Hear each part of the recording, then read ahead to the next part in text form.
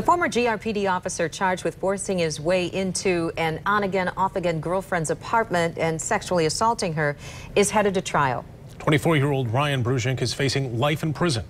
And 24 Hour News 8's Joe LaFerci was in the courtroom this afternoon. He's at the live desk tonight.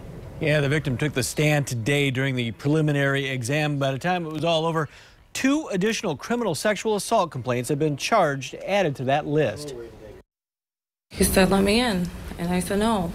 And then he pushed my face and he pushed the door open. That was the beginning of the ordeal the victim, who we're not identifying, described on the stand.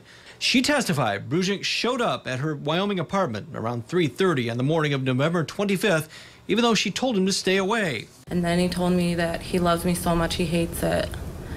And he was still grabbing my face, and then he would keep slapping me. She testified at one point Bruzink appeared to pass out on her couch. She thought he would just sleep it off, but minutes later, she says he came into her bedroom and tried to force himself on her. Her 7-month-old child lay next to her on the bed. An older child was in another room. The attack continued on her living room couch. The victim says Bruzink left after she was able to break one arm free and land a punch on him and began to scream.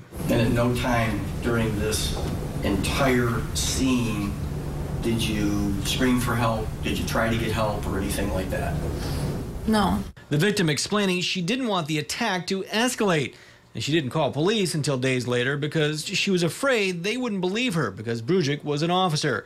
The now resigned GRPD rookie officer had made headlines just a month before the alleged attack, rescuing a stranded deer. Today, it was a much different scene. Ryan, anything to say? I do not. You can speak with my attorney if you wish. And we did talk to defense attorney Robert Hackett. His co-counsel on the case, Scott Grable, told us last week the testimony at the prelim today would help shed new light on the case. The only new light appears to be those 2 new charges against Bruzink. I asked Hackett about that. He referred me back to Grable. At the live desk, Joe LaFerci, 24 Hour News 8.